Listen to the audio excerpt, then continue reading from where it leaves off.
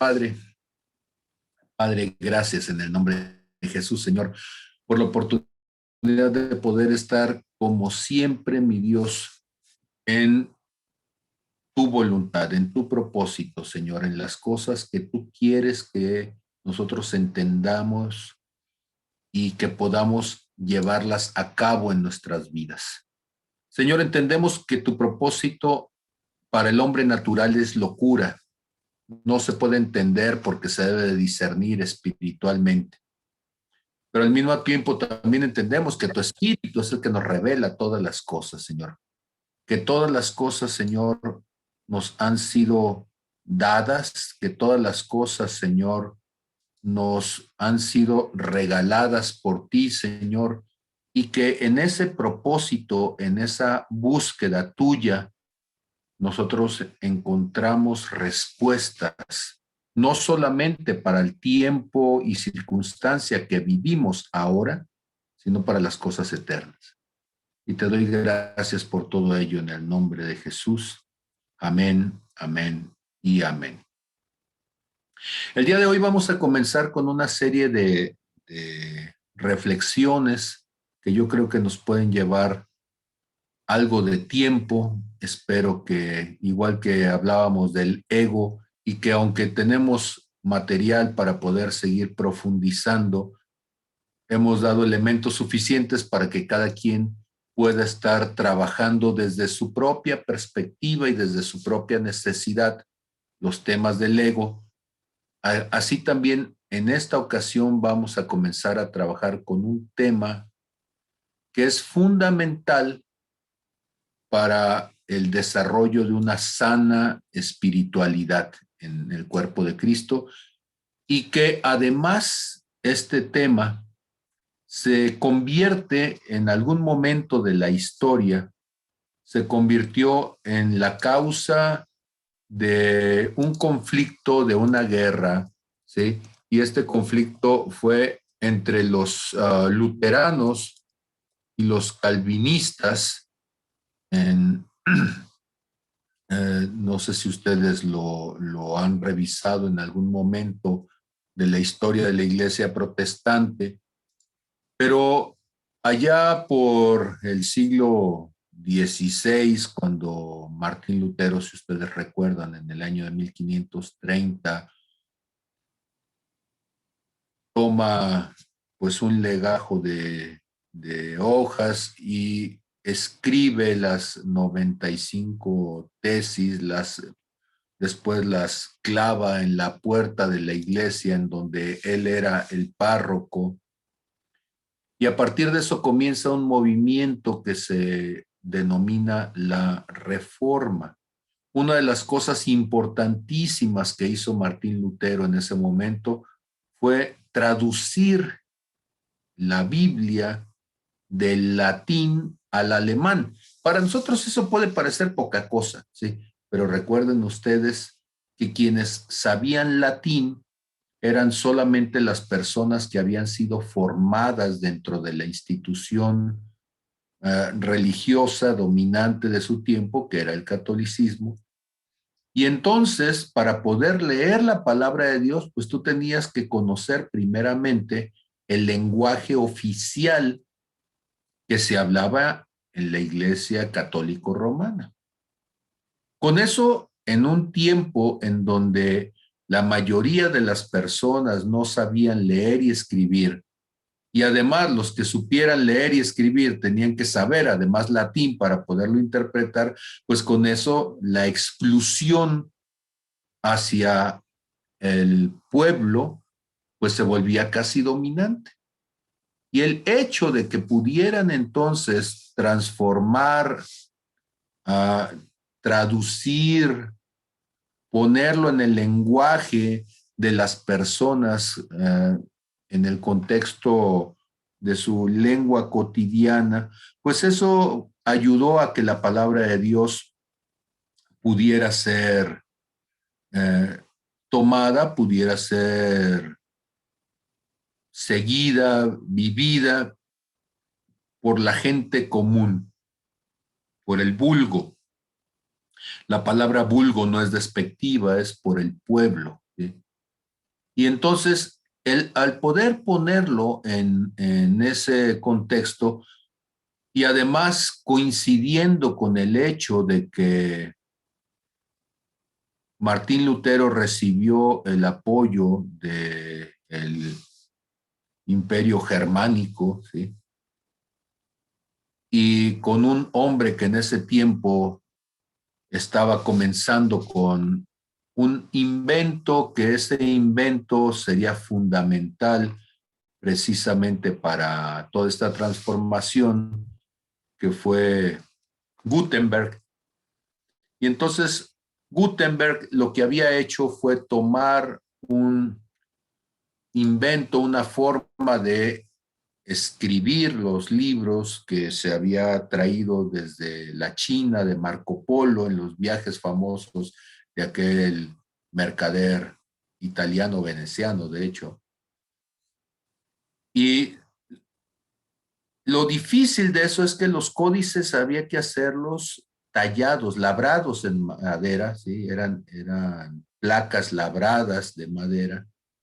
Se les ponía la tinta, en el caso de los chinos así fue como lo hacían, con la tinta china, y que entonces se ponía una hoja de arroz encima de ello, se presionaba para que quedara parejo, y de esa forma salía entonces la hoja para distribuirse, o las distintas hojas para distribuirse, pero era muy lento el proceso para poder estar haciendo esas placas de madera para poderlo estar distribuyendo. Y entonces, ¿cuál es el gran avance que hace Gutenberg? Johannes Gutenberg, ¿sí? Juan Gutenberg. Pues es hacer pequeñas piezas de un metal que se estaba utilizando muchísimo en la Europa de ese tiempo, la Europa de lo que vamos a llamar posteriormente renacentista, y bueno, en la parte alta del medievo, el alto medievo. Y es que el plomo se utilizaba por ser un material que podía ser fácilmente maleable, y se utilizaba en el contexto sacro, sobre todo, para hacer los vitrales de estas iglesias y estas catedrales, que eran el núcleo, eran el centro social de las poblaciones de la Europa de ese momento. Y entonces Juan Gutenberg ve en este metal la posibilidad de hacerlo maleable. Le ponen por allí alguna mezcla de, no recuerdo en este momento qué otros metales fundió con el plomo, para que tuviera un poco más de resistencia, pero entonces era mucho más fácil fundir estas pequeñas piezas de metal a las que él llamó tipos, y con esos tipos simplemente jugar al rompecabezas, armar entonces esas piezas, amarrarlas, ponerle una estructura que permitiera que no se moviera, y después de eso amarrarlas con firmeza, y ahora sí ya se tenía esa placa con la cual poder entonces poner las hojas encima.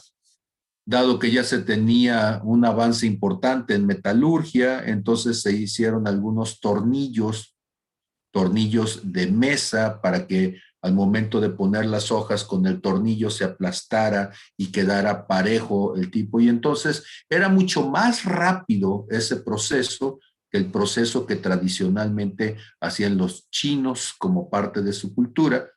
Insisto, la idea, la tinta, el papel, ¿sí? Y la idea de hacer un grabado en madera, todo eso venía de la China y vino por Marco Polo. Entonces, cuando en el año de 1530,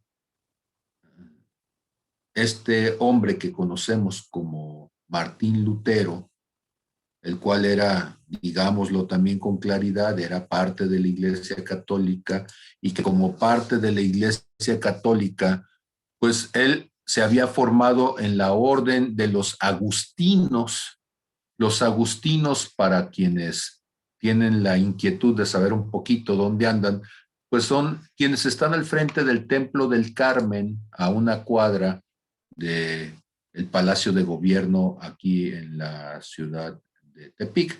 Ellos son agustinos.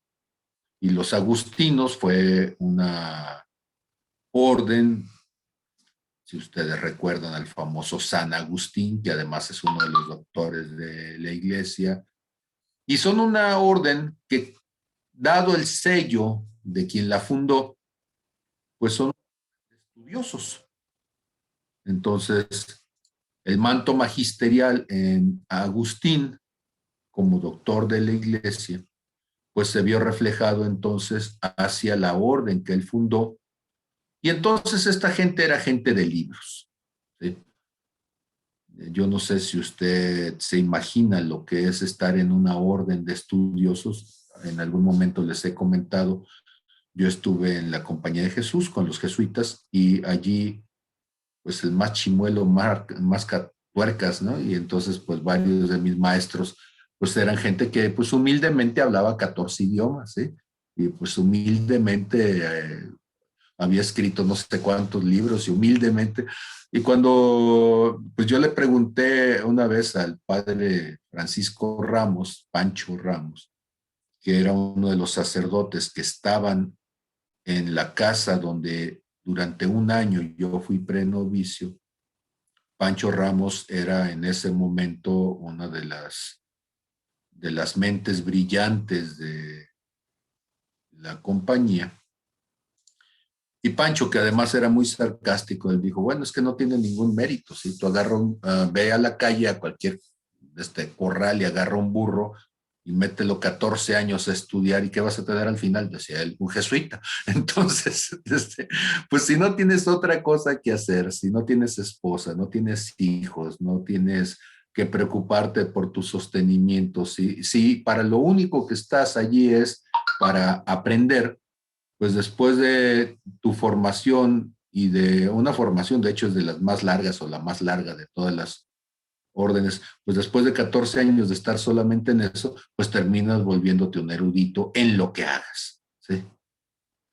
Cosa que da una ventaja competitiva a quienes están en la estructura religiosa contra las personas que desde afuera, con sus propios méritos, con sus propios medios, pues tienen que sostenerse una carrera como tal, y que esto entonces va a implicar que el conocimiento de ciertas áreas temáticas pues termine ligado, referenciado a las personas que la estructura de fe es su vocación de vida o su elección de vida. Muy bien, pues entonces ahí tenemos un tal Martín Lutero de la Orden de los Agustinos, estudioso de la palabra, por supuesto, él hablaba perfectamente no solamente el latín como idioma oficial de la iglesia, también entendemos que como cualquier otro estudioso dedicado y doctor de la iglesia en su momento leía y entendía perfectamente el griego. Y entonces cuando él traduce la Biblia del latín al alemán, lo que está haciendo es generar un rompimiento en el modelo de exclusión del vulgo para acceder a los textos sagrados. Y es una de las cosas que es fundamental reconocerle a Lutero, aunque doctrinalmente haya cosas que ahora podemos tener diferencias, pero el hecho de permitir, de abrir la puerta para que la gente en su idioma ordinario pudiera leer la palabra, abrió el pensamiento. Pocos años después va a venir otro hombre que es Calvino, y aquí entre Calvino y Lutero se va a dar entonces una confrontación, porque la forma de entender ciertos aspectos de la iglesia luterana comparado con la iglesia calvinista, va a generar entonces un punto de choque, y este punto de choque, ¿sí?, con Juan Calvino, pues va a llevar a Alemania a una guerra que va a costar la vida de miles de personas. Yo espero que nadie se mate aquí, por favor, esto es una clase, y que nuestras opiniones y discusiones no terminen formando una lucha intestina en el cuerpo de Cristo, que eso fue lo que sucedió con la guerra entre luteranos y calvinistas, y que cada vez que empiezo a hablar de temas como estos, pues sale alguien, ¿sí?, con ideas neoluteranas o neocalvinistas. Entonces espero, después de esta primera recomendación, pues que lo veamos con santa paz y prudencia. Y entonces comienzo con 6 versículos, y estos 6 versículos, si me ayudan a irlos anotando y poniendo por allí de manera de que los vayan a revisar, son importantísimos porque nos van a dar la oportunidad, estos 6 versículos, de entender un término que va a ser fundamental, ¿sí? Entonces, comienzo compartiendo mi pantalla, ¿sí?, en el pedacito que tenemos que poner, ¿sí? Y aquí lo vamos a poner entonces. Muy bien, entonces, y ampliamos el tamaño para que lo tengan ustedes. La primera escritura se encuentra en Hechos, capítulo 4, ¿sí?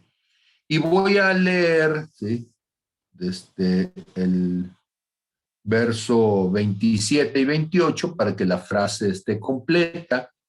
Dice, porque verdaderamente se unieron, ¿sí?, en esta ciudad contra tu santo Hijo Jesús, a quien ungiste Herodes y Poncio Pilato con los gentiles y el pueblo de Israel, para hacer cuanto tu mano y tu consejo habían antes determinado que sucediera, ¿sí?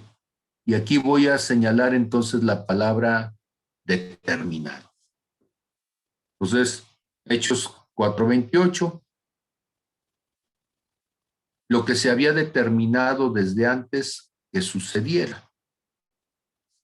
Me voy a Romanos 8:29 y 30. Y sabemos que a los que aman a Dios, todas las cosas les ayudan a vivir. Esto es, a los que conforme a su propósito, o sea, el propósito de Dios, son llamados. Porque a los que antes conoció, también los predestinó para que fuesen hechos conforme a la imagen de su Hijo, para que Él sea el primogénito de entre muchos hermanos, ¿sí? Y aquí voy a señalar la palabra predestinó. Hace un momento acababa de señalar la palabra determinado, ¿sí? Y ahora estoy señalando la palabra predestinó. Reviso Primera de Corintios, capítulo 2, en el verso 7, que nos dice, mas hablamos sabiduría de Dios en misterio, perdón, la sabiduría oculta, la cual Dios predestinó antes de los siglos para nuestra gloria, ¿sí? Entonces, una sabiduría que había estado oculta, pero que Dios la predestinó antes de los siglos para nuestra gloria. Efesios capítulo 1, ¿sí? Aunque voy a llegar al verso 5 para que tenga sentido la frase, la leo desde donde comienza y dice, bendito sea Dios y Padre nuestro Señor Jesucristo, que nos bendijo con toda bendición espiritual en los lugares celestiales en Cristo, el cual nos escogió en Él antes de la fundación del mundo para que fuésemos santos y sin mancha delante de Él. En amor, habiéndonos predestinado para ser adoptados hijos suyos por medio de Jesucristo, según el puro afecto de su voluntad, o dirán en mi rancho, porque le plació, ¿sí? Y una vez más, aquí tenemos la palabra predestinado, ¿sí? Y el último versículo que voy a poner delante de ustedes es Efesios 1:11, que nos dice: en él asimismo tuvimos herencia, habiendo sido predestinados conforme al propósito del que hace todas las cosas según el designio de su voluntad. Ahora, ¿por qué es importante el tema de la predestinación? Porque al hablar de predestinación, sin darnos cuenta, lo que vamos a hacer es reflejar la manera en que pensamos. ¿Cómo que como pensamos? Hay un tipo de pensamiento al que vamos a llamar pensamiento lineal. ¿Y qué es este asunto del pensamiento lineal? Bueno, hablar del pensamiento lineal es hablar de que es cierto, todas las causas van a generar un efecto, ¿sí? Toda acción tiene una reacción, pero cuando nosotros estamos hablando de pensamiento lineal, estamos hablando de que hay una forma en que las cosas van a suceder, y esa forma en que las cosas van a suceder pareciera por un momento que son cuestiones únicas. Pareciera por un momento como si cuando decimos que algo es de una cierta manera, pareciera como si no hay otra forma en que pudiera suceder. Y resulta que una de las formas de entender el determinismo, o sea, cuando hablamos de predestinación, una de las formas es a partir de un pensamiento lineal. O sea, lo que Dios dijo, así va a ser. La gente dice, es que no se mueve una hoja sin que Dios quisiera que se mueva, ¿sí? Y entonces resulta que cuando la hoja se mueve o cuando la rama se quiebra y me pega en la cabeza es porque Dios entonces la rompió para que me cayera en la cabeza. Sí, porque si todo lo que sucede sucede por la voluntad de Dios, entonces eso nos va a generar toda una serie de situaciones que ahora tendríamos que justificar. ¿Sí? Y entonces, como en realidad de lo que yo quiero hablar es de un pensamiento lineal contra un pensamiento con disrupciones, un pensamiento que puede ser lateral, puede ser circular, puede ser divergente, sí, pero sistémico. Hay diferentes formas en que la gente habla de todo esto y que vayamos revisando y analizando qué significa ese tipo de pensamiento, cómo este tipo de pensamiento lineal durante la historia de la humanidad, de hecho, es el pensamiento dominante hasta el siglo XIX, y a partir del siglo XX comienza a haber un rompimiento en ese pensamiento de linealidad. Afortunadamente parece ser que hay gente de la iglesia que lo entendió poquito antes, ¿sí? Y en ese caso sí la iglesia o el cuerpo de Cristo se le adelantó al pensamiento social, cosa rara además, ¿sí? Pero se le adelantó y pudo verlo, y a lo largo de estas charlas, monólogos, clases, diálogos o discusiones, lo que podamos lograr que sea, vamos a ver cómo el pensamiento lineal se convierte en un estorbo, es una limitación que sobre todo genera en los seres humanos una actitud de juicio, una actitud de prejuicio, más todavía, una actitud de fiscalización a lo que otros hacen. Y entonces el espíritu fariseico termina cayendo en este pensamiento de linealidad.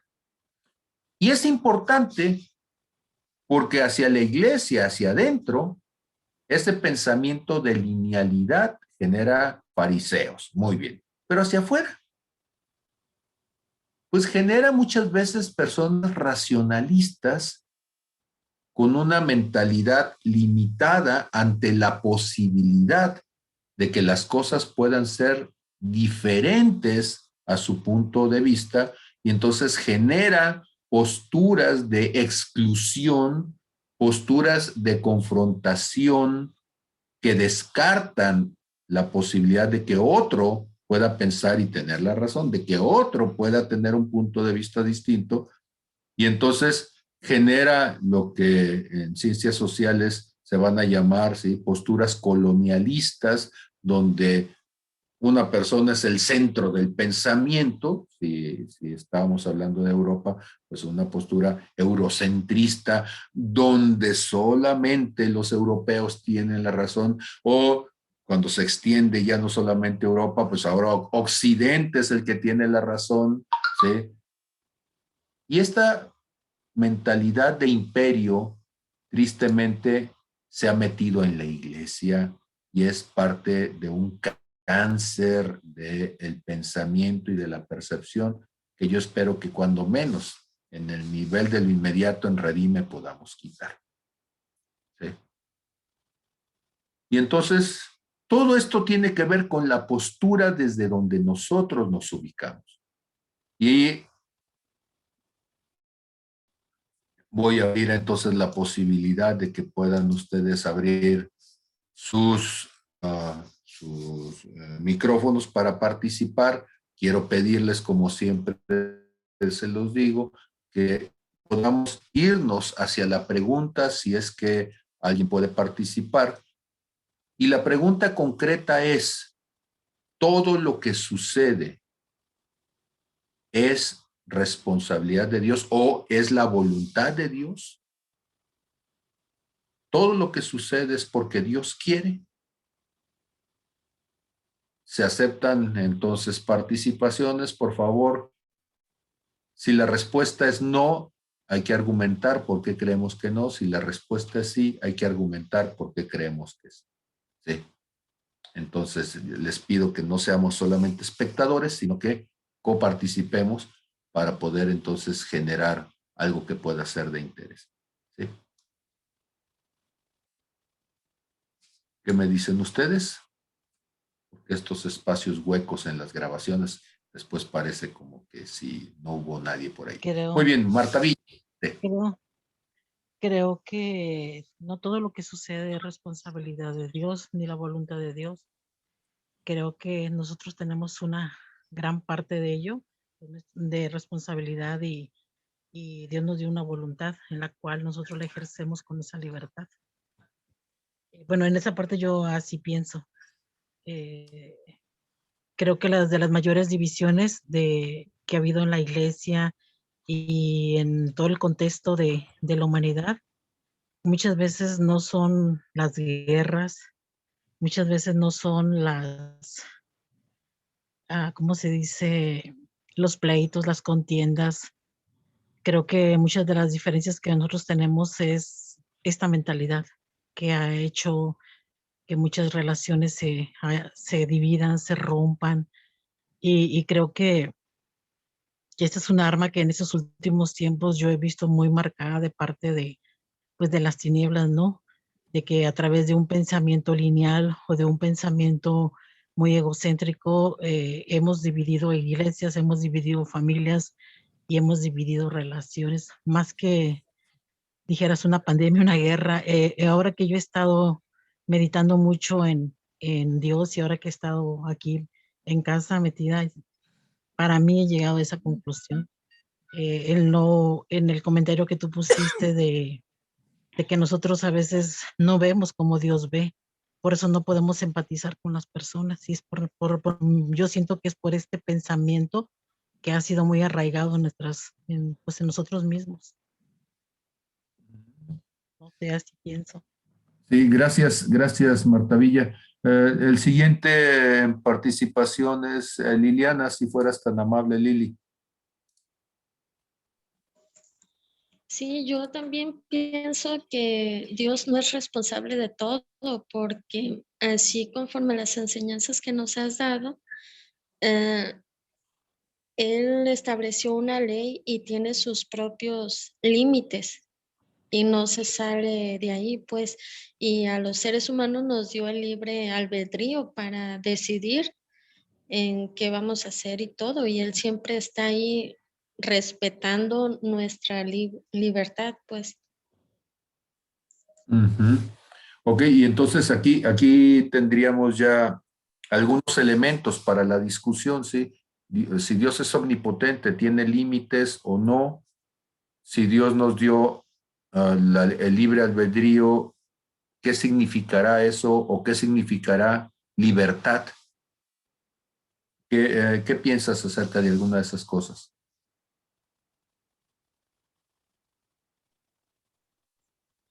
Pues que Dios está a la expectativa, pues, de lo que nosotros hagamos. Nosotros tenemos libertad de hacer cualquier cosa, pero no todo es provechoso para el espíritu. Y Ujú. Él está esperando a que nos acerquemos a Él, a que vivamos conforme a su palabra y voluntad, pero siempre y cuando nosotros lo hagamos de corazón, pues no forzado a decir, yo quiero que hagan esto, ¿no? Sino que dentro de nosotros vive el Espíritu y eso nos permite estar en conexión con Él para hacer lo que tiene planeado, pues, para Ujú. nosotros, pero en total libertad de elegir. Entonces, si está planeado, ¿podemos elegir o no podemos elegir?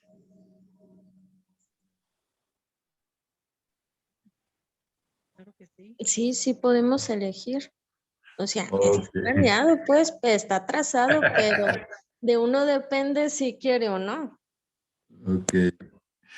Muy bien, le doy el espacio a Lore para poder escucharlos y sigue Emma y luego Josué Aldana y luego retomo yo con el hilo de hacia dónde vamos. Muy bien. Bien, entonces, Lore, ¿qué nos comentas? Bueno, yo estoy de acuerdo totalmente con Lili. Dios en su amor nos creó, tiene un propósito para nosotros y ese propósito es cumplido siempre y cuando nosotros estamos en obediencia a su palabra. Yo me gusta mucho Deuteronomio, porque ahí marca, pues, qué es la voluntad de él, pero yo tengo libertad de decidir, ¿sí? Aún como cristiana, día a día yo tengo libertad de decidir, pero yo voluntariamente, sin que nadie me obligue, decido obedecer a Dios por amor. Ahora, yo también dice en parte la palabra por lo dice hablando de la misericordia de Dios sobre el juicio que decía em, no debemos juzgar, pero a veces se nos pasa y en su bendita misericordia Dios nos habla, pues la regaste, ¿no? Y qué es lo que pasa, Dios nos perdona y nos habla, porque por todo lo que dice, todo lo que hacemos, ¿no? Las cosas buenas que hacemos nosotros, dice, son como trapos de inmundicia.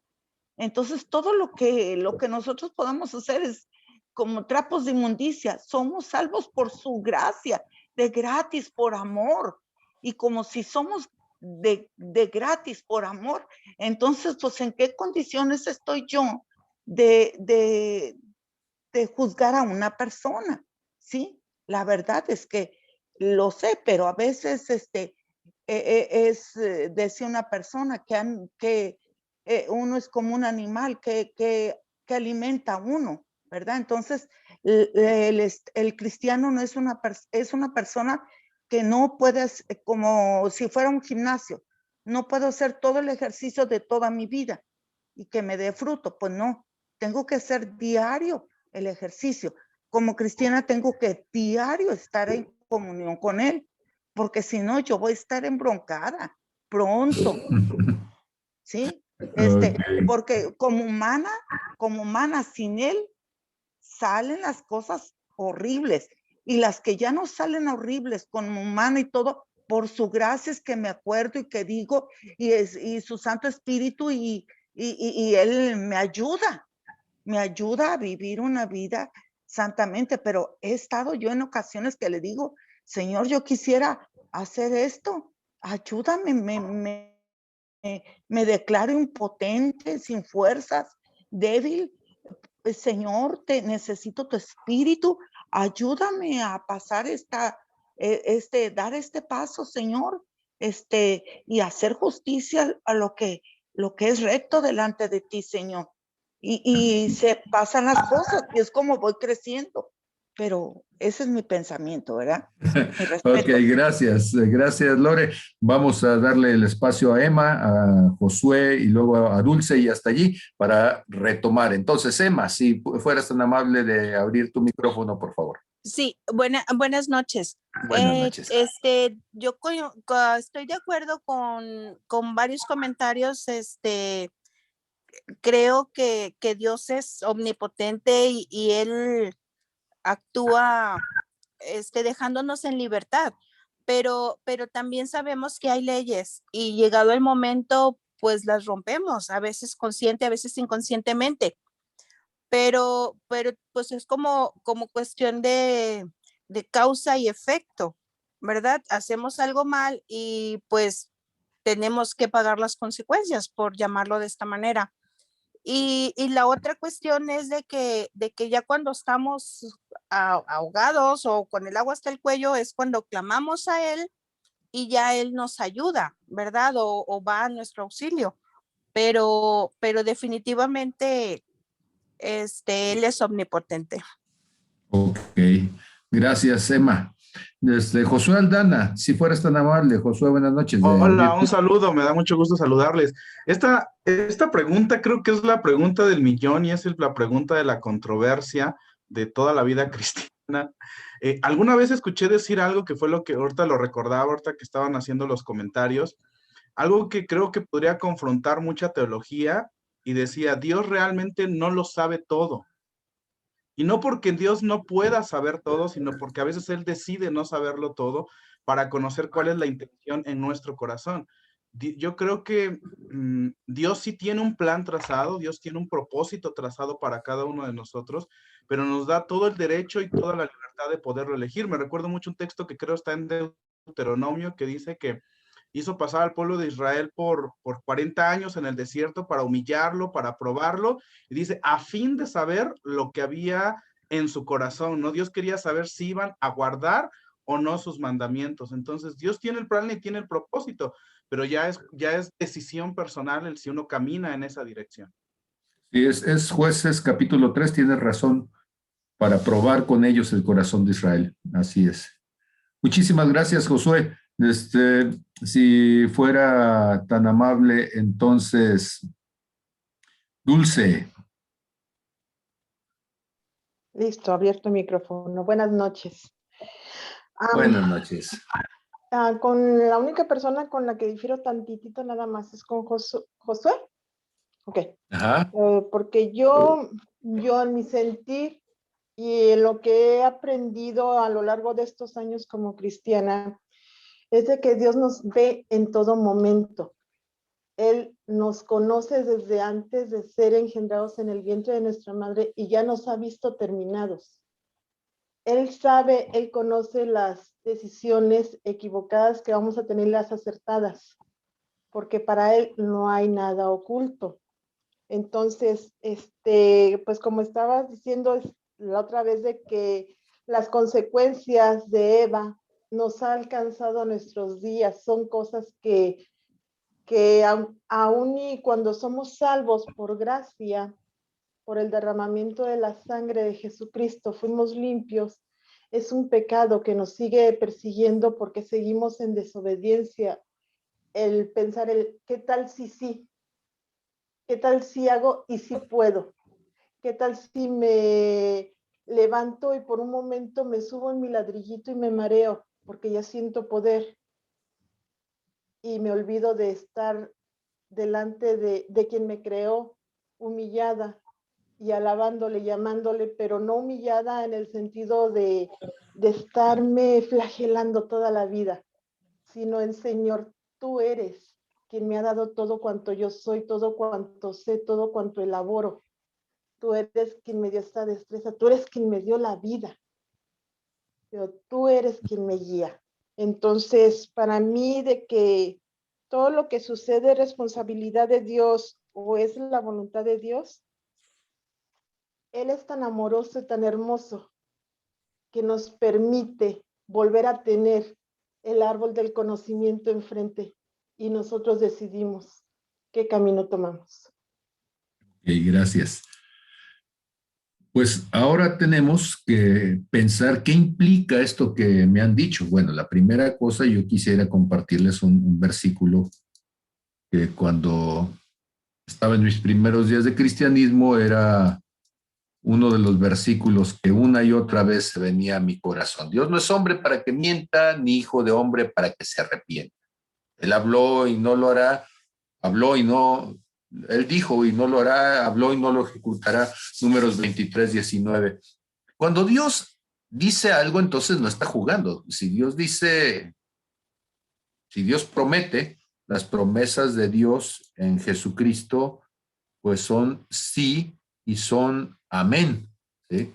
Y entonces, este asunto de que Dios dice una cosa y de repente nosotros somos los que pareciera que queremos cambiar el concepto de lo que Dios habló para cada uno de nosotros, ¿sí? Pero solamente para que tengan la referencia, quienes están haciendo sus notas. En 2 de Corintios, capítulo 1, verso 20, es donde dice, porque todas las promesas de Dios son en él sí y en él amén, por medio de nosotros para la gloria de Dios. Entonces, para que tengan la referencia. Y si Dios dijo en Génesis 1:26, hagamos al hombre a nuestra imagen, conforme a nuestra semejanza, yo sé que van a decir, ¿y por qué este hombre siempre tiene que caer en eso? Si no hay acaso otro versículo desde donde podamos agarrar algún tema. Pues el asunto es que cuando en Génesis 1:26 nosotros vemos que Dios hace al hombre conforme a su imagen, a su semejanza. Hay una palabra que estos días mientras estaba haciendo ejercicio, y es una palabra que durante 20 y tantos años yo la había visto de una manera. Cuando decimos hagamos al hombre a nuestra imagen y conforme a nuestra semejanza, yo sé que el sufijo him en el hebreo es un plural. Y cuando decimos Elohim, en el hebreo lo que está diciendo es nosotros. ¿Sí? El him es como para nosotros el agregar la S al final de una palabra, ¿sí? Y que pluraliza un término cualquiera, puede ser un sustantivo, puede ser un verbo, un adjetivo. ¿Sí? Entonces, si yo digo, no sé, perdónenme si digo algo que parezca demasiado cotidiano, pero no quiero que alguien piense que lo estoy comparando con Dios, pero si tú dices perro y le pones una S, ahora dice perros, ¿sí? Y ese es el sufijo que utilizamos entonces para hacerlo en plural, gato, gatos, planta, plantas, ¿sí? Y si tú dices estrella, estrellas y cualquier cosa, en el hebreo him cumple esa función. Entonces, cuando Dios dice hagamos, ¿sí? El sufijo him es lo que está haciendo. Pero de repente me quedé pensando mientras andaba por ahí en mi pista de estar corriendo y me quedé pensando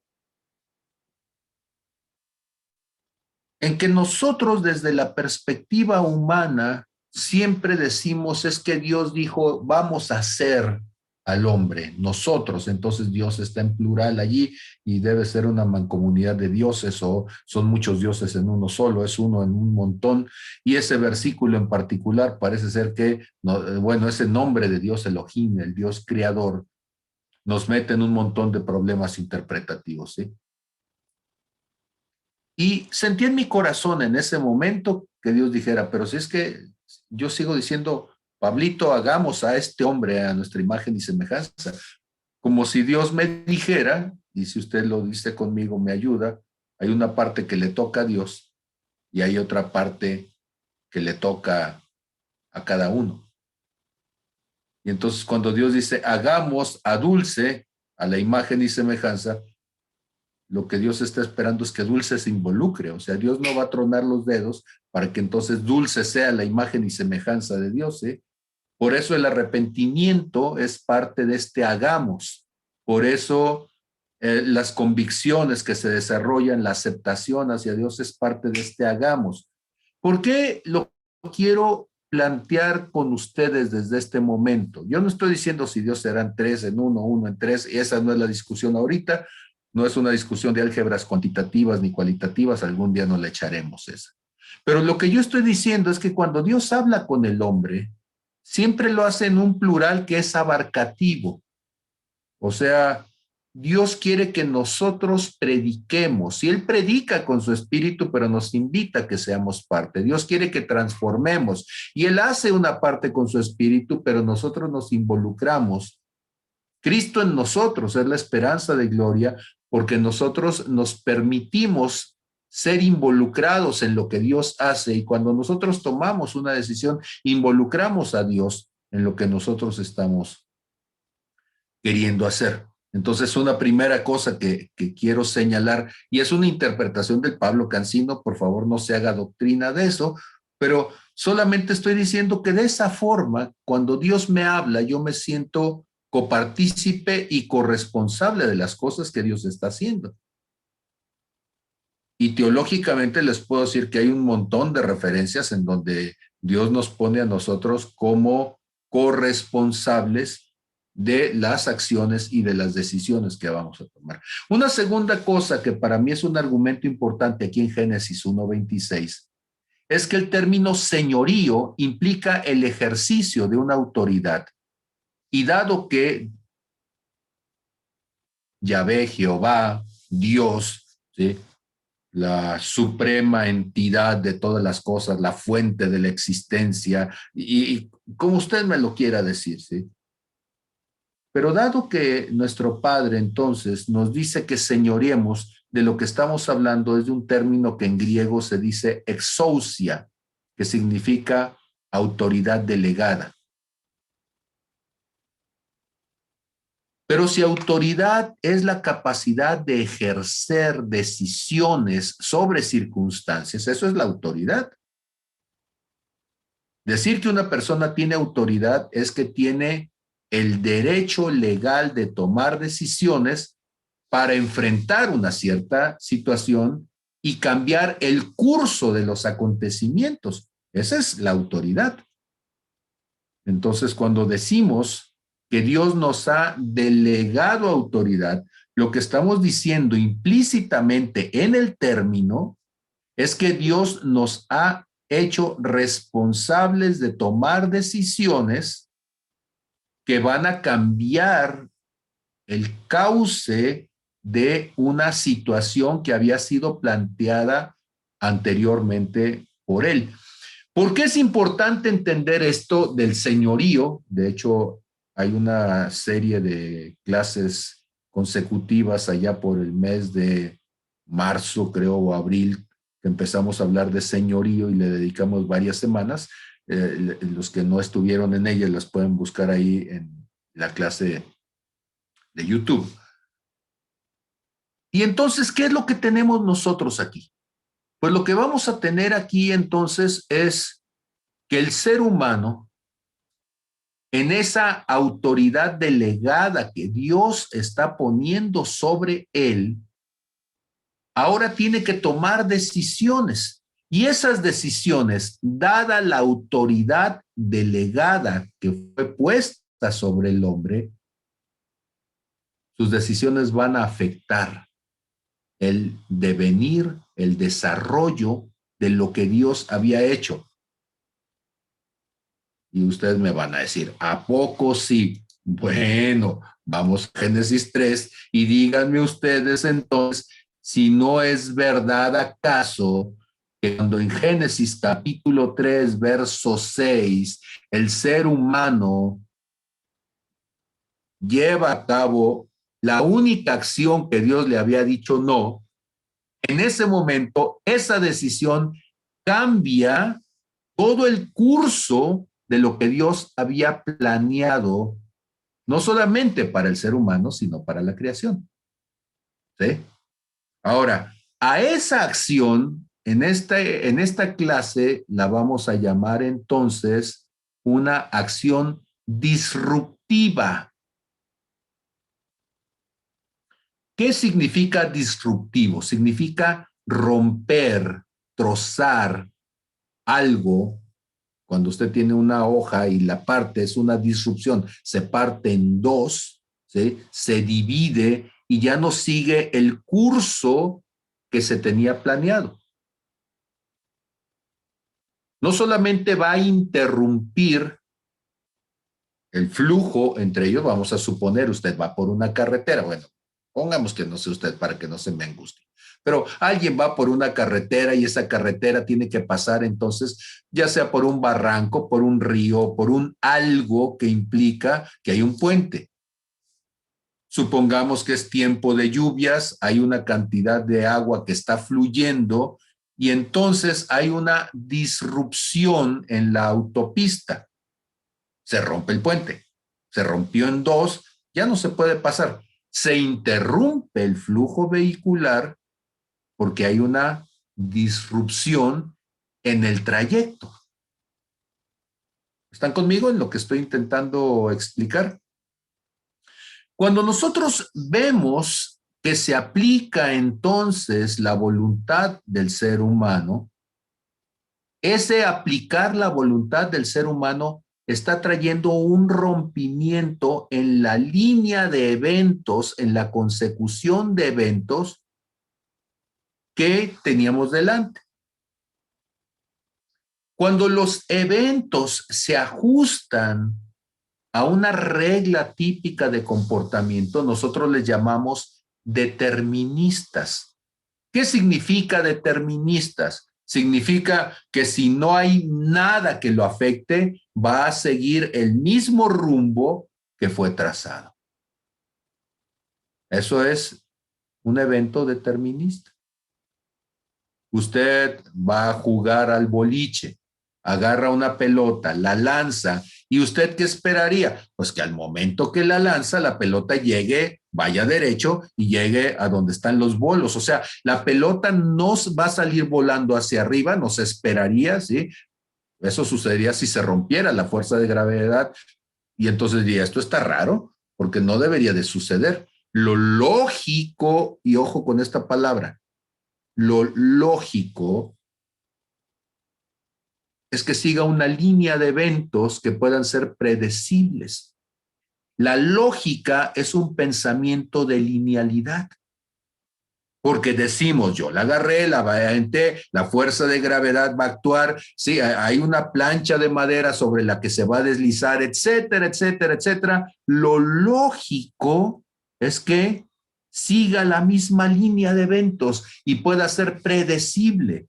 Lo lógico hubiera sido que el ser humano no comiera del árbol y que eternamente estuviera entonces sin problemas. Lo lógico hubiera sido, híjole, no sé, que tantas cosas siguieran un curso preestablecido. ¿Cómo dije que se llamaba eso? Determinista. Pero hay un problema cuando tú le das la oportunidad a alguien de tomar una decisión. Y esa decisión puede cambiar el rumbo que estaba planteado al evento. Y entonces Dios le da al ser humano la oportunidad de tomar decisiones. ¿Dónde vemos que Dios le da al ser humano la oportunidad de tomar decisiones? En el momento en que tú le dices al ser humano en Génesis 2:16, de todo árbol del huerto podrás comer. Yo sé que comer es el verbo, pero cuando tú le dices podrás comer, estás entonces subrayando el potencial de tomar una decisión. Tú podrás llevar a cabo esa acción y entonces proyectivamente tú lo estás poniendo en la posibilidad de elegir si lo come o no lo come. Ojo, no está diciendo que es necesariamente mi deseo, y esta discusión puede terminar en una cuestión lingüística. Lo que está diciendo es que la capacidad de tomar la decisión y de comértelo es tuya. ¿Sí? La semana pasada hablábamos de cómo el apóstol Pablo decía, todo me es lícito, o sea, está en mí el derecho de hacerlo, pero no todo me conviene, todo me es lícito, pero no todo me edifica. Y entonces, cuando estoy hablando yo de que Dios le da al ser humano la posibilidad de elegir, lo que está diciendo es, a partir de este momento, lo que suceda puede ser disruptivo en cada momento. Tú lo tienes planeado y el plan en el papel es perfecto. Sí, pero cuando el otro interviene y toma una decisión, en ese momento el curso de las acciones puede cambiar radicalmente. Y yo sé que va a sonar una pregunta bastante inocente, pero si con un solo ser humano, lo que Dios había planeado como proyecto perfecto, se pudo echar a perder, se fue en una línea completamente distinta, ¿cómo creen ustedes que se vería el mapa de ese evento con 8,000 millones de posibilidades, porque cada persona es una posibilidad? ¿Sí? Si los 8,000 millones de personas que estamos sobre la faz de la Tierra en este momento, cada uno, ¿sí?, tuviéramos la oportunidad de tomar una decisión, de hecho lo tenemos, ¿sí?, que pudiera cambiar profundamente lo trazado espiritualmente, híjole, lo tenemos. Entonces es muy complicado ponerle a Dios la responsabilidad de que todo lo que sucede es culpa de él. Miren, yo estoy bien seguro de que Dios no ha jalado el gatillo y no lo jaló, ¿sí?, para asaltar una tienda y matar a alguien allí. Yo estoy bien seguro de que Dios no fue el que se emborrachó para atropellar a una persona en un vehículo, ¿sí?, en una noche de copas, ¿sí? Yo estoy bien seguro de que él no entró a robar un banco, ¿sí? Y que todas estas cosas que son decisiones humanas y que son disruptivas del proyecto de Dios, no son atribuibles a la voluntad de Dios. Lo disfrazamos para que de alguna manera el pobre chiquillo huérfano de la familia que se murió en el accidente, pues entonces pueda separarse y decirle, es que Dios necesitaba un angelito más en los cielos. ¿De veras Dios tiene que matar a alguien para generar un angelito? Dios tiene que dejar a un niño huérfano para que haya un angelito más. Y el otro, el chiquillo, y con justa razón va a decir, pero ¿por qué Dios no podía hacer otra cosa para que mi mamá anduviera tocando el arpa allá arriba? O sea, durante años se genera entonces esta visión de un Dios maldito que toma decisiones que son perversas, porque si Él es todopoderoso, ¿por qué no podría haber hecho a alguien más, ¿sí?, para no dejarme a mí sin papá o sin mamá? Vamos hasta allí, ¿sí? Y entonces, el problema con la predestinación es cómo la entiendo. Si la entiendo deterministamente como que eso que Dios dijo tiene que suceder en una persona, o si la tengo que entender desde el punto de vista proyectivo como la posibilidad hacia donde Dios nos dice que podría suceder. O sea, yo sé, Dios habla y hay palabras proféticas y Dios dice, pues eso va a suceder, ¿sí? Y entonces, cuando Dios habla y nos dice que algo va a suceder, ¿sí?, en 400 años.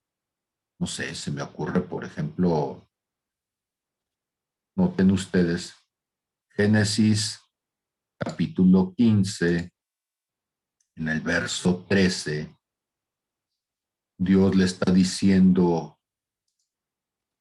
a Abraham que su descendencia va a estar cautiva, su descendencia va a quedarse entonces, ¿sí?, durante 400 años cautiva en Egipto. Sí dice eso, ¿no? Es una palabra que habla de lo que Dios está diciéndole que va a suceder, ¿sí? Pero entonces hay un problema, porque en Éxodo capítulo 12, verso 40 y 41, nos dice que el tiempo que los hijos de Israel habitaron en Egipto fue 430 años, y pasados los 430 años, en el mismo día, todas las huestes de Jehová salieron de la tierra de Egipto. Entonces aquí hay una incongruencia, ¿sí? Y con justa razón, alguien que piense en el determinismo puede decir que hay un error. Pues, oye, si Dios dijo que eran 400 y ahí dice 430, entonces algo sucedió. Hay una equivocación. ¿Cuál es el asunto? El asunto es que en el momento en el que el ser humano puede tomar una decisión, ahora el propósito de Dios, el proyecto de Dios para una persona o para la humanidad se puede retardar, se puede modificar.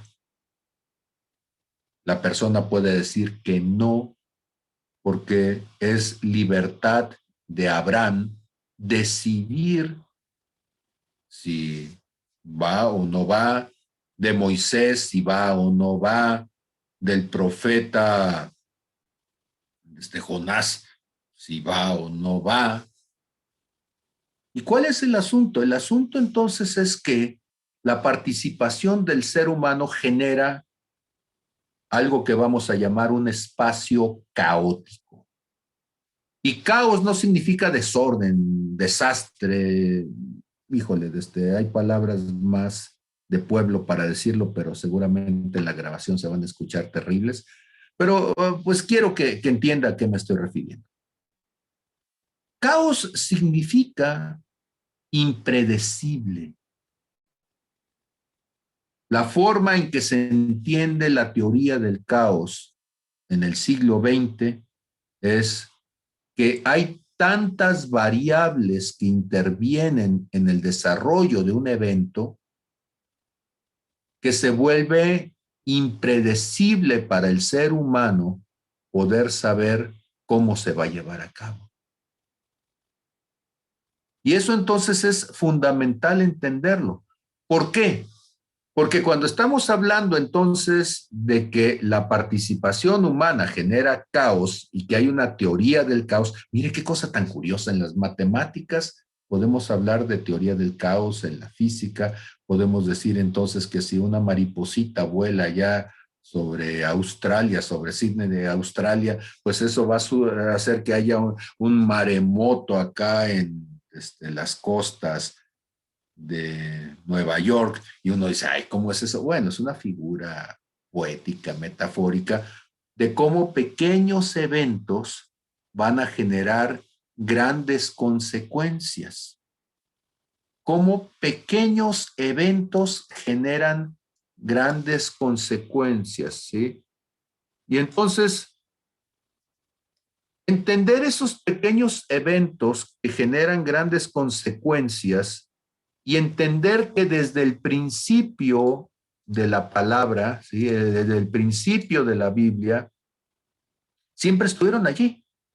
Por ejemplo, en Cantares, capítulo 2, verso 15, ¿sí?, dice, cazadnos, cácennos, atrapen a las zorras pequeñas que echan a perder las viñas, ¿sí? Y está hablando de cómo una cosita tan pequeña, y tú dices, ¿cómo es posible que una zorra, ¿sí?, vaya a echar a perder un viñedo, ¿sí?, cuando las zorras ni siquiera comen uvas? Las zorras son carnívoros y ¿cómo? Sí, pero la zorra empieza a andar persiguiendo por allí alguna rata, un conejo, un topo, un lo que sea, y para poder cazarlo empieza a escarbar, y en la escarbada, ¿sí?, empieza a dejar expuestas las raíces del viñedo o empieza a tumbar los podos que se están poniendo, y tú dices, oye, ¿qué fue lo que sucedió? ¿Quién lo hizo? Una zorra. ¿Cómo una zorra? Pues sí, persiguiendo al conejo, al topo o a lo que sea, ¿sí? O como cuando se habla de que una mosca puede echar a perder, ¿sí? Ustedes saben, ¿sí? Este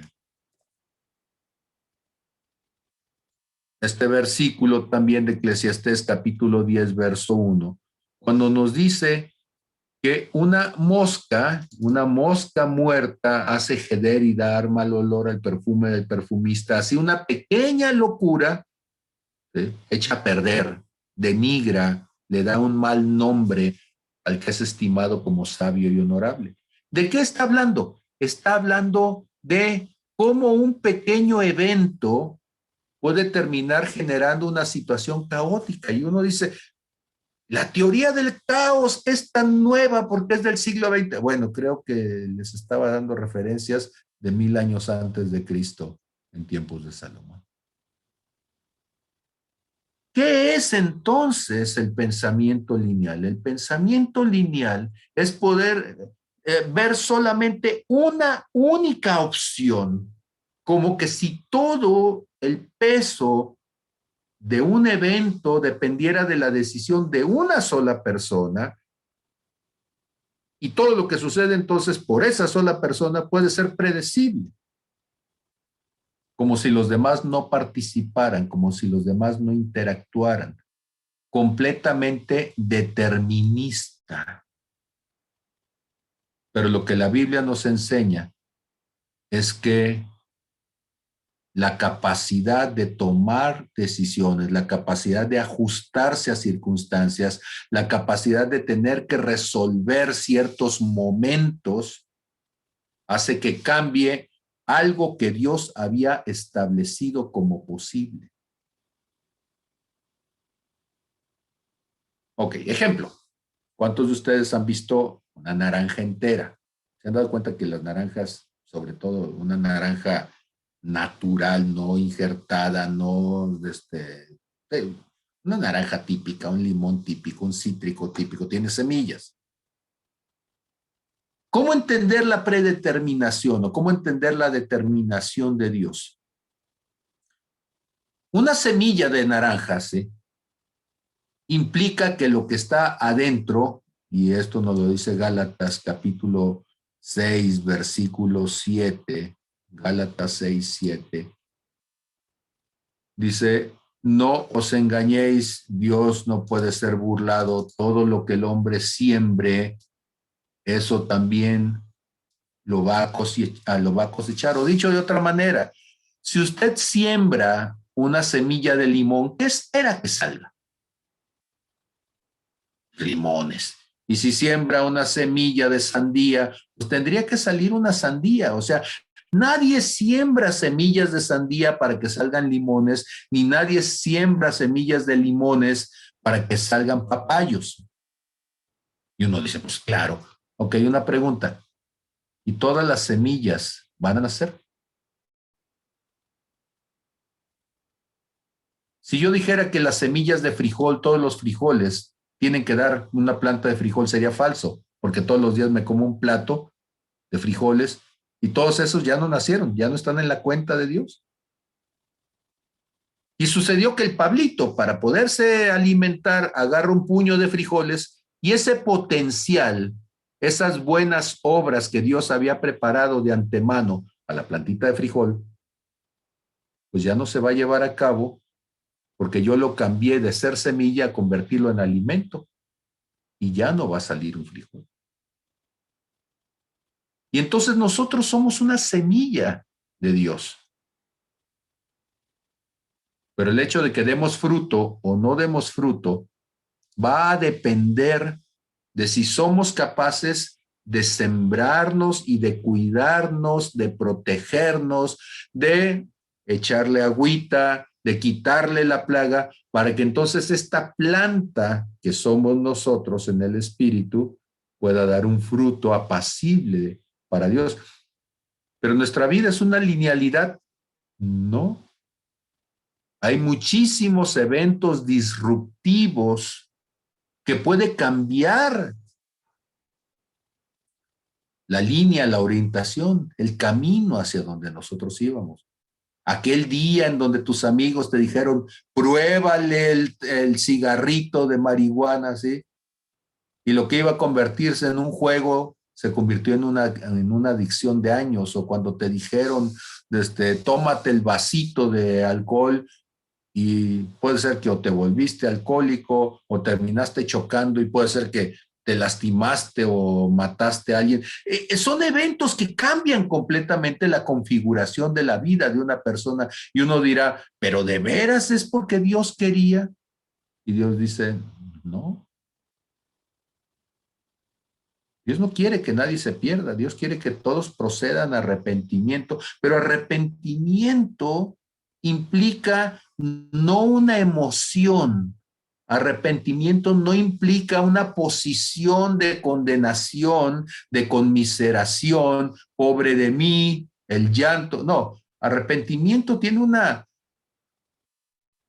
figura que es más de actitud postural, o sea, el darse la vuelta y cambiar de camino. Arrepentimiento implica un proceso más complejo, porque implica que yo entiendo y asumo la responsabilidad de mi decisión y comienzo a hacer lo que es correcto.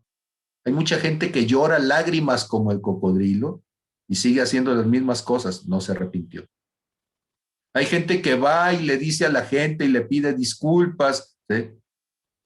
Y uno dice, ya, se arrepintió. No, porque regresa y sigue haciendo lo mismo. No se hace responsable, no transforma su vida, no toma decisiones de restitución para regresar, ¿sí?, a el estilo de vida y a la forma de hacer las cosas que no lastime a otros. Entonces, no es arrepentimiento. Son baquetonadas nada más. Y hay gente que es especialista, son buenos baquetones. Y hasta nos hacen creer y se nos rasan los ojos de lágrimas al ver al pobre desdichado hincado y gimiendo y clamando. ¿Sí? No, es un descargo de conciencia nada más. ¿Sí? Es una pantomima espiritual, ¿sí? Y entonces el asunto está entonces que la capacidad de decisión es más delicada de lo que nosotros pensamos.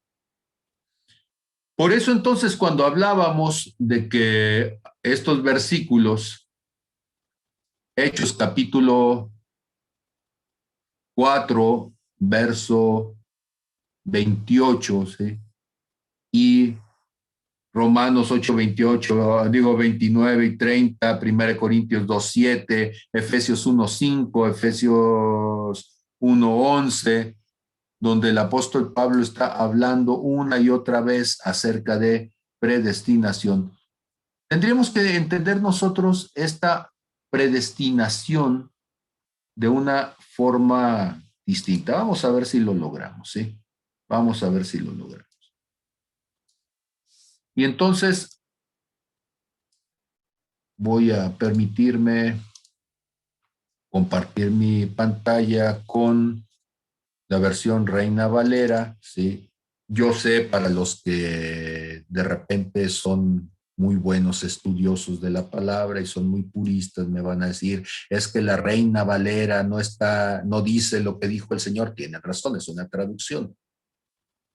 El original en el Antiguo Testamento es hebreo, el original en el Nuevo Testamento es el griego. Y entonces dirían, vamos al hebreo, vamos al griego. Sí, pero cuando usted lo vea en el hebreo y en el griego se va a encontrar con el mismo problema. ¿Cuál es el problema? Que el lenguaje es insuficiente para expresar lo que hay en el corazón de una persona. ¿No me lo cree? trate de expresar realmente lo que usted siente en algún momento. No va a poder. Hay cosas que se nos salen de nuestra capacidad. O no las podemos concebir con toda claridad lo que estamos pensando, o no encontramos la palabra, ¿sí?, correcta, perfecta, adecuada para poder decir lo que sentimos. Yo puedo decir me duele, pero no puedo expresar cuánto me duele realmente. Yo puedo decir me lastimaste, me sentí mal, pero no puedo expresar todo lo que siente mi corazón en ese momento. Y entonces las palabras son un débil reflejo, ¿sí?, un mínimo reflejo de lo que hay en el corazón humano. Si usted le pone además otro problema, que de toda la Biblia solamente hay 2 pasajes que Dios con su propio dedo escribió para que no cambiaran de sentido al decírselas a alguien, que es Éxodo 20 y Deuteronomio 5, que son los 10 mandamientos. Son los únicos 2 pasajes que explícitamente se dice que Dios con su propio dedo sobre tablas de piedra lo hizo. Y entonces, en realidad, la mayor parte de la Biblia, casi totalmente, ¿sí?, quitando esos 2 pasajes, ustedes van a encontrar que fue escrita por agiógrafos. ¿Qué es un agiógrafo? Un secretario, alguien a quien Dios le dicta y el otro lo escribe. Y entonces, si yo les preguntara cuánto de toda esta perorata que llevo diciendo, ¿sí?, cuánto realmente ustedes podrían repetir textualmente, humanamente se nos va de las manos. Por eso la grabamos, ¿verdad? Sí, pero ¿cuántos de los discípulos tenían una grabadora para decir, a ver, Señor, vuélvelo a repetir para poder tomar textualmente? Y entonces textualmente el otro hubiera dicho algo y yo lo hubiera podido captar con un lenguaje que ya de por sí es limitado, pero ahora viene el problema del sesgo del agiógrafo. Mi cultura, mis heridas, mis ambiciones, mis limitaciones. Cuando yo digo una palabra, todo mundo la interpretará exactamente igual. Aquí estoy delante de ustedes en esta noche, expuesto delante de ustedes ante 33 de ustedes. Y cuando yo hablo, cada uno interpreta cada término de una manera distinta dependiendo de su propia formación. Cada uno interpreta cada cosa que yo diga de acuerdo a su cultura religiosa, de acuerdo a sus expectativas, de acuerdo a su estado de ánimo en este momento. Y entonces realmente cuando alguien dice, Pablo dijo, Dios dijo, Jesús dijo, Dulce dijo, ¿estamos diciendo lo que dijo el otro o estamos diciendo en realidad lo que nosotros desde nuestra percepción percibimos? Valga la redundancia. Y entonces, por eso es importante cuando estamos hablando de estas cosas, ser muy cuidadosos. Tenemos que irnos mucho más allá y pedirle a Dios que nos revele desde su corazón qué es lo que está queriendo decir. Porque el gran problema está que hacemos doctrinas y ¿cómo sabemos que esas doctrinas no son saludables? Porque para lo único que sirven es para molarnos gente, ¿sí? Entonces ya desde el momento en que esto es causa de estarte molando a alguien, yo te podría decir, ¿sabes qué? Ya no tiene que ver con Dios. La intención de Dios no era esa. La intención de Dios no era esclavizarte, sino al contrario, traerte libertad de decisión, pero al mismo tiempo hacerte consciente de la responsabilidad de tu decisión. Entonces yo soy libre de decidir, sí. O sea, Dios no me va a detener la mano cuando yo voy a hacer algo, pero sí me va a hacer consciente de la responsabilidad que implica tomar una decisión y consciente de las consecuencias que va a tener una decisión que yo tome. Eso es madurez espiritual. Y entonces cuando el Señor nos dice en Romanos capítulo 8, verso 28, y sabemos que todas las cosas ayudan para bien a los que aman al Señor, a los que conforme a su propósito son llamados. Tengo aquí la Reina Valera, versión 60, y tengo un Strong donde nos dice las palabritas que están utilizando, y en el griego la palabrita que está después aquí de predestinó, la palabrita, ¿sí? En griego 4309 del Strong, o sea, de este compendio de palabras en griego utilizadas, y esa palabrita en griego 4309, ustedes la van a ver aquí, que es la palabra prorizo, ¿sí? Las pongo acá en español, que nos dice limitar de antemano, predeterminar o determinar antes, predestinar, priorizo. ¿Pero qué es este asunto de priorizo? ¿Sí? Ok.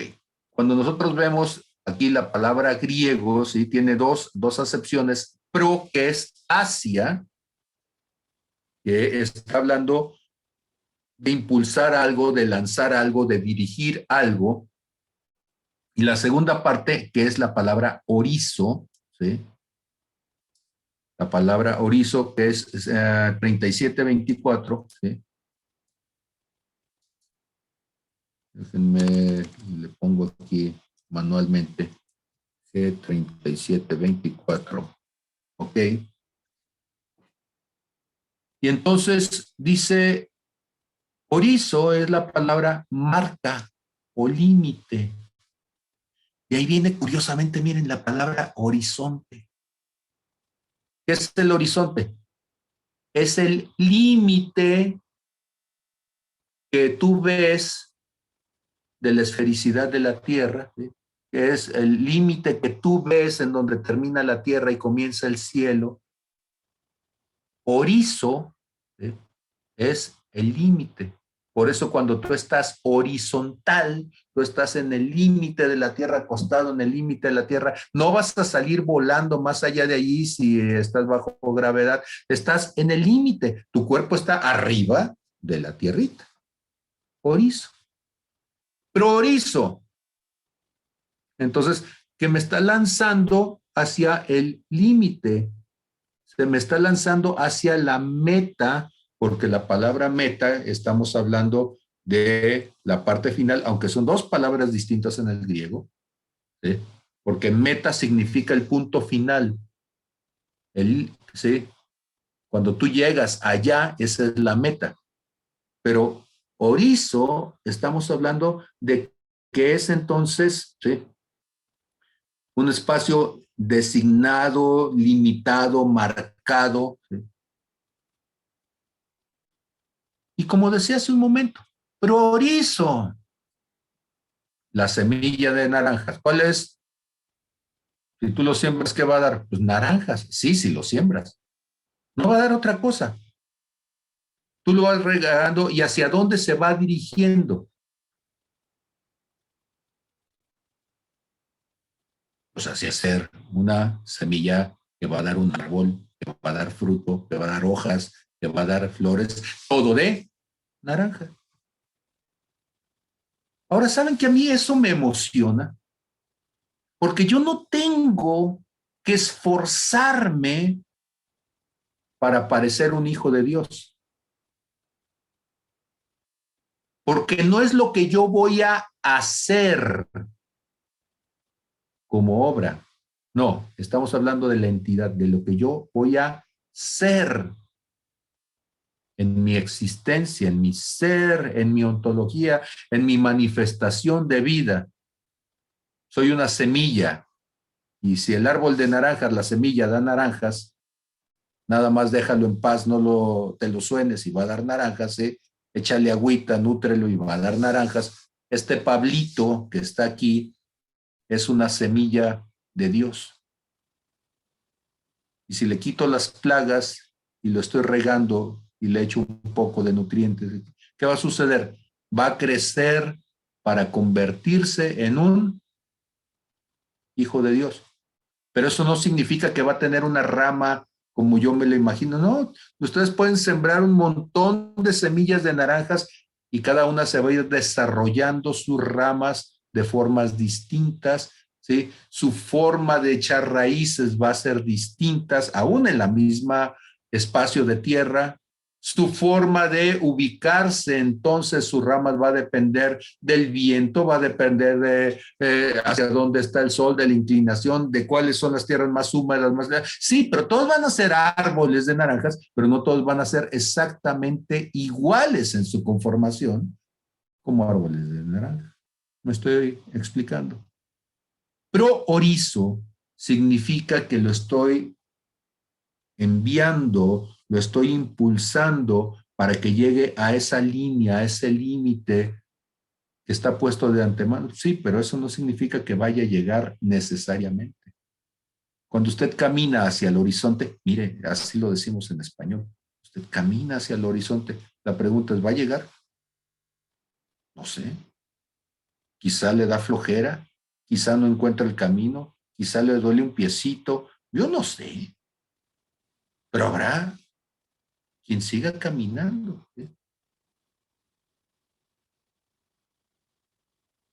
¿Estamos de acuerdo? El cristianismo no es un determinismo. El cristianismo es un caminar personal lleno de posibilidades. Y esas posibilidades implican que muchos podrían quedarse a la mitad. Híjole, es horrible cuando uno lo dice así, pero si ustedes consideran, pues esto que suena tan raro, pues es lo que el Señor Jesucristo dijo, ¿sí? Él dijo, el sembrador salió a sembrar, ¿sí? Mateo capítulo 13 en el verso 3. Y mientras sembraba, parte de la semilla cayó en el camino y vinieron las aves y se la comieron. Parte cayó en pedregales donde no había mucha tierra y brotó pronto porque no tenía profundidad de tierra, pero salido el sol se quemó. ¿Sí? Y los espinos, dice, perdón, y porque no tenía raíz, se secó, dice, verso 7, se los muestro para que vean dónde ando por acá. ¿Sí? Y dice, parte cayó entre pedregales donde no había mucha tierra, brotó pronto porque no tenía profundidad de tierra, pero salido del sol se quemó y como no tenía raíz se secó, y parte cayó entre espinos y los espinos crecieron y la ahogaron, pero parte cayó en buena tierra y dice uno, ya la libró, sí, pero aún así, cuando dio fruto, unos dieron 100, otros 60 y otros 30 por uno. ¿Dónde está el determinismo? No hay. No hay un comportamiento lineal. ¿Sí? No hay un comportamiento lineal. Porque el comportamiento lineal uno diría, echó la semilla y todas dieron 100. Y Dios dice, no. No hay un comportamiento lineal. No hay un pensamiento lineal, ¿sí? De parte de Dios, ¿sí? Hay otra parábola, ¿sí? Donde el Señor sale a contratar trabajadores, ¿sí? Y a esos trabajadores los contrata para que puedan estar con él sembrando. Y cuando él empieza a pagar, fíjense ustedes aquí, por favor, importantísimo, en el comportamiento, el pensamiento lineal, cómo se da una disrupción de parte de Dios, ¿sí? Mateo capítulo 20, hay uno que está murmurando por allí en el verso 12, le dice, estos postreros han trabajado una sola hora y los has hecho iguales a nosotros que hemos soportado la carga y el calor del día. Mas él respondiendo dijo a uno de ellos, amigo, no te estoy agraviando, no te estoy robando nada, no te estoy haciendo nada, ¿sí? No conveniste, no quedamos de acuerdo, ¿sí? No hicimos el trato de que yo te iba a pagar un denario, el día de salario, toma pues lo que es tuyo y vete. Dice, pero quiero dar a este que llegó después, le quiero dar como a ti. ¿No me es lícito hacer lo que yo quiero con lo que es mío? O tú tienes envidia porque yo soy bueno. ¿Sabes qué está haciendo? Está rompiendo el pensamiento lineal del otro, que el otro dice, oye, pues si yo trabajé, ¿sí? 8 horas, deberías de pagarme entonces 8 veces más. Y él dice, quedamos que yo te iba a pagar el día de salario, aquí está tu día de salario, pero ¿por qué yo no puedo regalarle al otro? Esa es una disrupción. Está rompiendo con lo que el otro dice, así debería de ser. Pregunta, ¿qué es la ley? La ley es el pensamiento lineal. El Antiguo Testamento, ¿sí?, nos muestra un pensamiento lineal. El que la hace la paga del pecado es muerte. ¿Qué es la gracia? Es la disrupción de Dios. Mas la dádiva de Dios, el regalo de Dios es vida eterna. Antiguo Testamento, te moriste al hoyo. Nuevo Testamento, Lázaro, sal fuera. Dice uno, oye, Señor, ya se murió, ¿y qué no lo puedo resucitar? Antiguo Testamento, pensamiento lineal, estás enfermo, te mueres. ¿Sí? Pensamiento del mundo, estás enfermo, te mueres. Disrupción de parte de Dios, te sano. Etcétera, etcétera, etcétera. Son las 10:05 de la noche, ¿sí?, y seguramente vamos a seguir hablando de esto. ¿Hay alguna pregunta, sí, hasta ahorita, para ir entonces enmarcando esto que necesitamos hablar, sí, de lo que es el pensamiento lineal, como nuestro pensamiento de la predeterminación habla de una linealidad, sí, porque en ese pensamiento lineal el que nace para maceta no sale del corredor, ¿sí? El que nace para tamal, del cielo le caen las hojas, el que nace para tamal, ni aunque lo hinchen, ¿sí?, etcétera, etcétera, etcétera. Pero Dios dice, ¿no puedo yo cambiar el orden de las cosas? La última cosa importantísima para entender en esto. Hay muchos cristianos que no pueden ver lo que Dios quiere hacer, porque el problema es que un milagro es una disrupción de parte de Dios al pensamiento lineal. La única manera de poder ver un milagro es que entendamos que Dios puede romper nuestra linealidad en formas que nosotros ni siquiera les vamos a predecir, porque un milagro es una condición caótica. Nuestra cabeza se nos vuelve una locura y decimos, ¿y cómo lo hizo Dios? Y Dios dice, ¿y acaso importa? ¿Sí? Yo lo puedo hacer como yo quiera, ¿sí?, con lodito y saliva, ¿sí?, o lo puedo hacer soplando, lo puedo hacer diciendo, es más, lo puedo hacer sin ni siquiera ir, solamente con decir la palabra, como dijo el centurión. Ok. Abro el micrófono para despedirnos. Si alguien tiene algún comentario, alguna cosa que no quedó clara, porque vamos a seguir profundizando en esto el día de mañana. Marta Villa.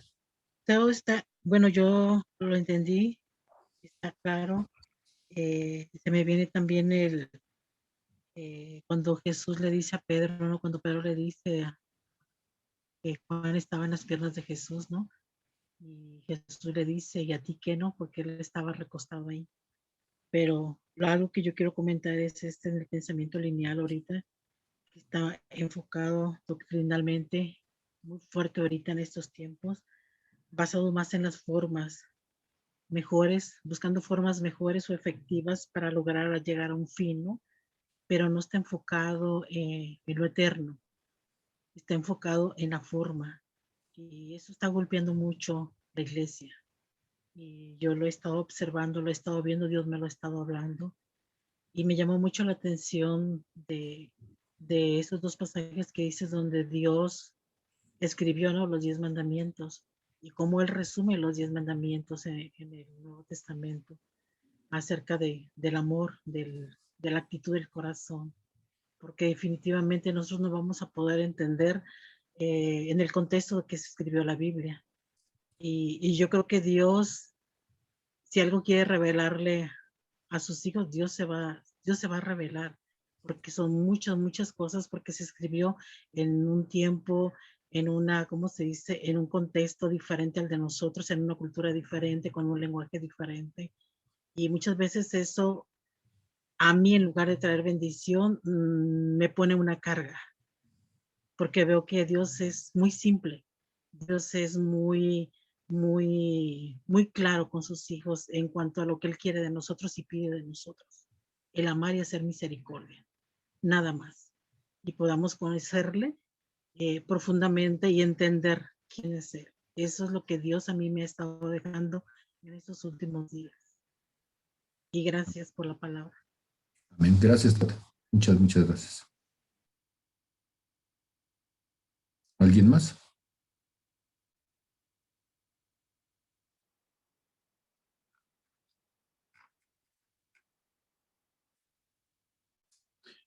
Tarea. Hagan la tarea, porque si no el profe los regaña y los reprueba. ¿Sí? Entonces, hay que hacer la tarea. La pregunta es, ¿cuáles de las cosas que yo veo de lo que sucede con Dios me causan conflicto? ¿Puedes repetirla? ¿Cuáles de las cosas que yo veo que Dios hace o que tienen que ver con Dios, cuando las veo me causan conflicto? Ejemplo, alguien dice, ¿y por qué se murió? Y nos causa conflicto que alguien se muera. ¿Por qué se murió? Porque estaba vivo. Y los muertos ya no se mueren. Entonces, solamente los vivos se mueren. ¿Y por qué se murió? Porque está dentro de la posibilidad de que suceda, ¿sí? Todos los seres vivos, bueno, vamos a morir antes o después. Se puede morir en los tiempos de Dios o se puede morir por una tontería de alguien, ¿sí? Una mala voluntad de alguien. Sí, pero nos causa conflicto porque nosotros pensamos como Job, y en algún momento hablaremos de Job, que si tú cumples con ciertos requisitos, entonces, pues no te debería de pasar nada, ¿sí?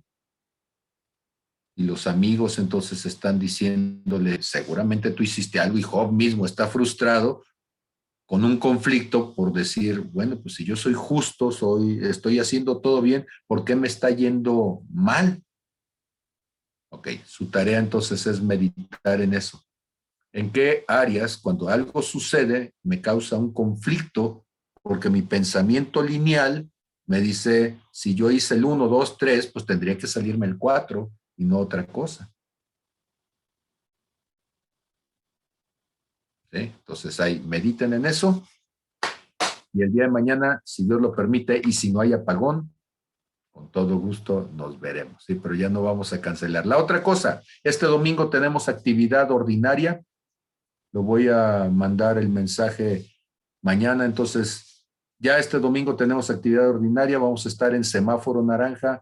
¿Y qué significa eso? Que vamos a regresar a como estábamos, o sea, con sana distancia, con cubrebocas, con todo lo demás, pero ya tenemos entonces la libertad moral de podernos congregar. Hay dos ramos que están limitados y es desde los centros nocturnos y el otro tiene que ver algo así como también cantinas o lugares de destrampe. Y bueno, pues nosotros no somos muy destrampados en eso, así que podemos tener actividades. Son las únicas dos actividades que en el estado de Nayarit que tienen que ver con la oportunidad de generar contagios irresponsablemente. Entonces, próximo domingo estamos abiertos como congregación. Lo voy a anunciar mañana para que los que van a querer estar, pues se programen. Nosotros tenemos que programarnos para tener los grupos de claves y los grupos de atención a niños, jóvenes, adolescentes y todo lo demás. Entonces, por acá los estaremos esperando a los que quieran acompañarnos. Muy bien. Dios les bendiga a todos. Gracias por estar. Gracias por la paciencia y estamos pendientes. Bendiciones.